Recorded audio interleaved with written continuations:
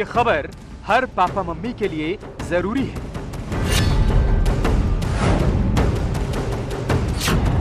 Corona काल का बच्चों पर क्या असर हो रहा है?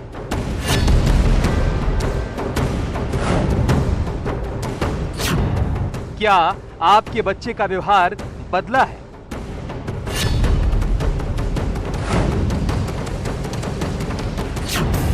क्या बच्चों को छोटी छोटी बात पर गुस्सा आने लगा है?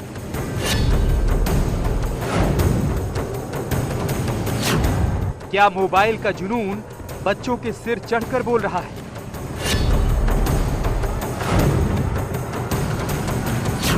क्या बच्चों में डिप्रेशन बढ़ता जा रहा है?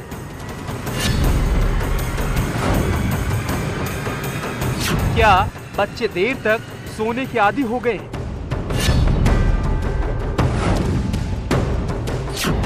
न्यूज़ 18 पर हर सवाल का जवाब।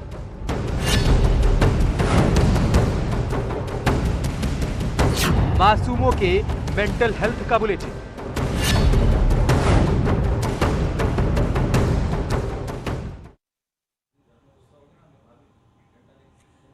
क्या कोरोना में बच्चों की मानसिक स्थिति बदल गई है? क्या बच्चे अब ज्यादा डिप्रेशन में रहने लगे हैं?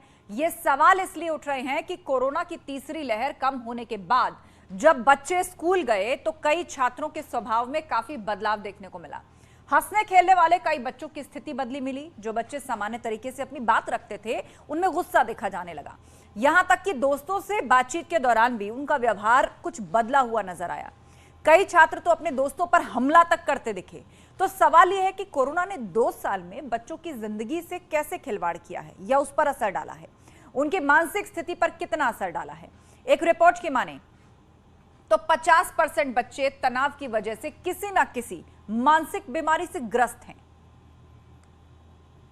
प्रवृत्ति देखने को मिल रही है, यानी बच्चे ज्यादा एग्रेसिव हो गए हैं, जिसके चलते मारपीट की सूचनाएं आ रही हैं। स्टेप बाय स्टेप स्कूल है जहां पर एक बच्चे ने क्लास 7 के बच्चे ने क्लास 6 के बच्चे को पिटाई कर दी। हालांकि जब न्यूज़ 18 की टीम ने जानने की कोशिश की मैनेजमेंट से, तो मैनेजमेंट की तरफ से चुप्पी साधी गई। ये वही स्कूल है जहां पर यह घटना हुई थी, जहां पर एक बच्चे को क्लास 7 के बच्चे ने क्लास 6 के बच्चे को पीट दिया।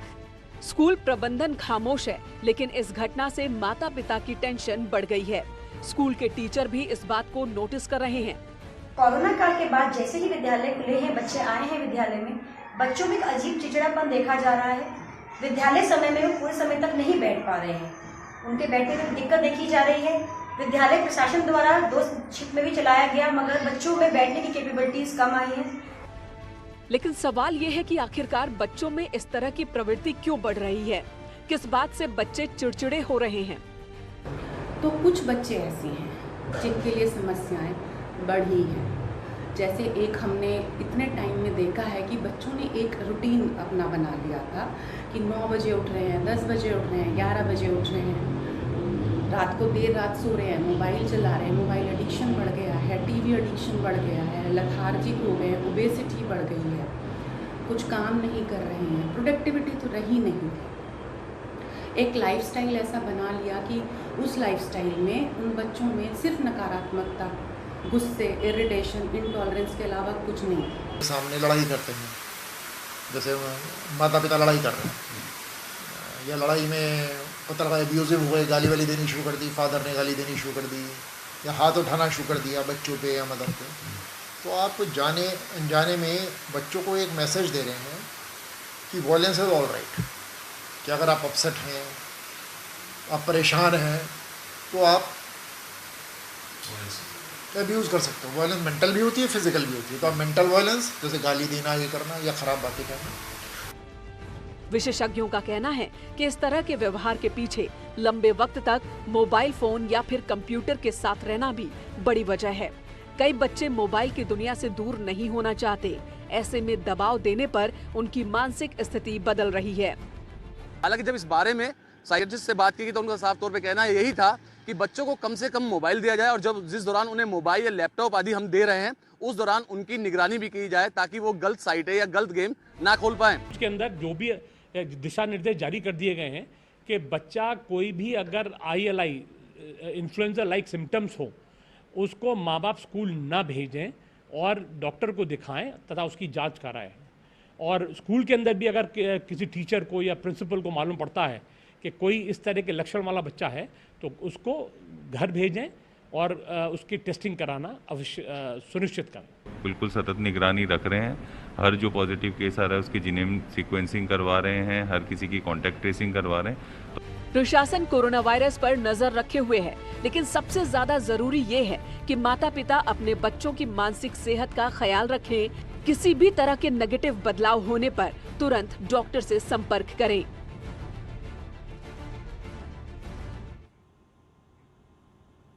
तो आज हम चर्चा कर रहे हैं बच्चों की मेंटल हेल्थ को लेकर कि क्या कोरोना ने बच्चों की मेंटल हेल्थ पर असर डाला है या फिर कोरोना के कारण जो लगभग 2 साल का वक्त स्कूल से अलग घर के अंदर बच्चों का बीता उसके कारण उनकी मानसिक स्थिति में कुछ बदलाव आ रहे हैं, एग्रेशन बढ़ रहा है। इस पर चर्चा के लिए डॉक्टर डी के गुप्ता हमारे साथ जुड़ चुके हैं, जो कि CMD हैं फेलिक्स हॉस्पिटल के। बहुत स्वागत है डॉक्टर गुप्ता आपका न्यूज़ 18 पर। जी नमस्कार। जी डॉक्टर, सबसे पहले आपसे ये समझना चाहेंगे कि अगर ये जो एग्रेशन या इस तरह की घटनाएं जो हम बढ़ती देख रहे हैं, इसका क्या कारण है? क्या कोरोना इसकी वजह हो सकता है या फिर स्कूल और एक्चुअल जो नॉर्मल लाइफ है बच्चों की उससे दूर जो लगभग 2 साल का वक्त घर के अंदर बीता है उसके कारण भी इस तरह की घटनाएं हो सकती है? देखिए, बड़ा अच्छा सवाल है कि नॉर्मली हम सब जानते हैं कि किसी भी बच्चे का होलिस्टिक अगर डेवलपमेंट होता है अगर हेल्थ में, तो वो बहुत इंपॉर्टेंट है। उसमें उसका सोशल डेवलपमेंट है, फिजिकल है, मेंटल है, इमोशनल है, इवन स्पिरिचुअल है। तो ये सारे जब तक एक साथ पैरामीटर्स नहीं होंगे तो किसी भी बच्चे का होलिस्टिक डेवलपमेंट नहीं होता। इन पैरामीटर्स में कहीं भी डेविएशन होगा तो बच्चे डिस्ट्रेस में होंगे, तो उनका मेंटल डेवलपमेंट हो, सोशल हो, वो कहीं ना कहीं एक दूसरे को अफेक्ट करेगा। तो अगर हम कोविड की बात करते हैं तो कोविड पेंडेमिक में हम सबको पता था कि कोविड में लॉकडाउन हुआ, बच्चे क्वारंटाइन में गए, आइसोलेशन में गए, उनके पेरेंट्स कभी क्वारंटाइन में थे, कभी आइसोलेशन में थे। तो इस तरह से इतने सारे डिस्ट्रेस थी, इतना फियर था वायरस का कि सबको डर लग रहा था, पता नहीं क्या। टीवी और मीडिया पे, सोशल मीडिया पे इतनी सारी चीजें देख रहे थे, कहीं ना कहीं फियर था। फियर की वजह से स्ट्रेस और डिप्रेशन, इवन एंजाइटी, इतने सारे नए फैक्टर्स आ गए। टेंट्रम्स हैं या उनका जो बिहेवियर है वो एग्रेसिव हो गया है। तो ये बहुत सारे फैक्टर्स हैं, बहुत सारी स्टडीज हुई हैं देश में, दुनिया में, जिसमें देखा गया है कि बच्चों में विड्रॉल सिम्टम्स आए हैं, एंजाइटी हुई है, डिप्रेशन हुई है, सोमेटिक डिसऑर्डर्स हुए हैं, इंटरनलाइजिंग, एक्सटर्नलाइजिंग और बहुत सारे अन्य सोशल और मेंटल प्रॉब्लम हुई। बच्चों का स्क्रीन टाइम बढ़ गया था इस समय बहुत सारा। तो ये बहुत सारे इफेक्ट थे कोविड के दौरान, जिसकी वजह से बच्चे स्कूल नहीं जा पाए, प्लेग्राउंड में नहीं जा पाए, पार्क में नहीं जा पाए, अपने पीयर ग्रुप के जो बच्चे थे उनसे कनेक्ट नहीं हो पाया, उनका टीचर से कनेक्ट नहीं हो पाया। तो इतने मल्टीपल फैक्टर्स थे घर के अंदर और घर के बाहर, जिसने कहीं ना कहीं डायरेक्टली इनडायरेक्टली बच्चों के मेंटल हेल्थ को बहुत स्ट्रांगली अफेक्ट किया है। अब बच्चों के स्कूल खुले हैं, अब बच्चे लोग दोबारा इंटरेक्ट कर रहे हैं अपने टीचर से और अपने जो साथ के पीयर ग्रुप के बच्चे थे, तो कहीं ना कहीं वो चीजें निकल के आ रही हैं। बिल्कुल, आपने ठीक कहा कि अब एक बार फिर से अपने पीयर ग्रुप से मिल रहे हैं बच्चे, टीचर से इंटरेक्ट कर रहे हैं, अपने दोस्तों से, अपने क्लासमेट से इंटरेक्ट कर रहे हैं, कई तरह की एक्टिविटीज़ में इन्वॉल्व हैं स्कूल लेवल पर। तो अब इसकी उम्मीद की जा सकती है कि ये जो स्ट्रेस और एंजाइटी बच्चों में आया इस 2 साल की वजह से, वो धीरे धीरे कम होगा।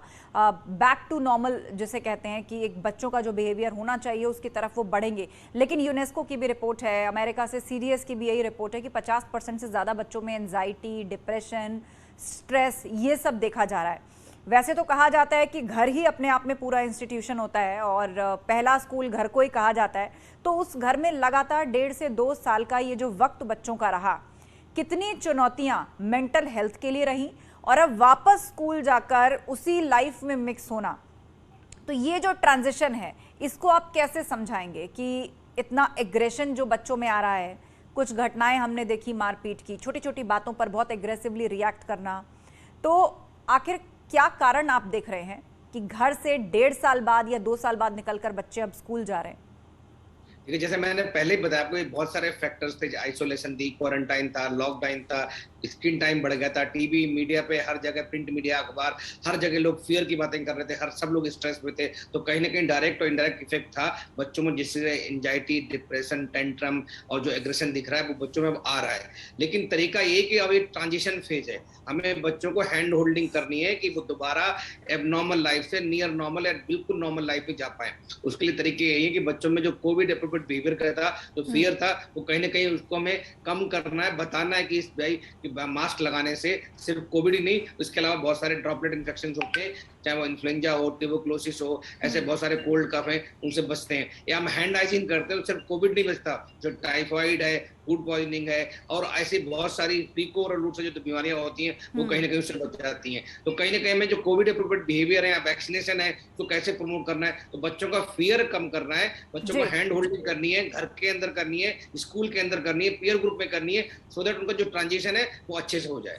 बिल्कुल डॉक्टर, इसके लिए क्या तरीके अपनाने चाहिए कि ये जो होल्डिंग हैंड्स की आप बात कर रहे हैं कि बच्चों को पता भी ना चले कि उनको किसी तरह से ट्रीट किया जा रहा है, उनकी वेलबींग के लिए उन्हें किसी तरह की एक्टिविटी में इन्वॉल्व किया जा रहा है, खेल खेल में ही हम कैसे उनको वापस नॉर्मल कर सकते हैं? ये आपका $1,000,000 क्वेश्चन है, बहुत ही अच्छा सवाल है, बिल्कुल सही कह रहे हैं कि बच्चे जो है एक कॉपी बड़ा अच्छे से करते हैं। अगर पेरेंट्स और जो एल्डर ग्रुप है, अगर वो लोग सब चीज सही से फॉलो कर रहे हैं, घर में इन्फेक्शन कंट्रोल के प्रोटोकॉल सही से फॉलो हो रहे हैं, घर में जो सब लोग आ रहे हैं बाहर से वो मास्क लगा रहे हैं, हैंड हाइजीन कर रहे हैं, रेस्पिरेटरी हाइजीन, खांसते छींकते समय ध्यान रख रहे हैं, अगर इन सब सोशल डिस्टेंसिंग कर रहे हैं, तो कहीं ना कहीं वो लोग कॉपी कर रहे हैं और धीरे धीरे इसको अडेप्ट करते हैं, अपने बिहेवियर के अंदर लाते हैं, अपनी लाइफस्टाइल के अंदर लाते हैं। तो बेहतर तरीका यही होगा कि चाहे वो टीचर्स हों, चाहे हमारे पेरेंट्स हों, या जो सीनियर बच्चे हैं उनके बड़े दोस्त हैं, या जो छोटे बच्चे उनके बड़े भाई बहन हैं, अगर सब मिलके हम एक रोल मॉडल की तरह काम करते हैं, सब लोग हम सारे नियमों को पालन करते हैं, तो डेफिनेटली कहीं ना कहीं बच्चे उससे सीखेंगे,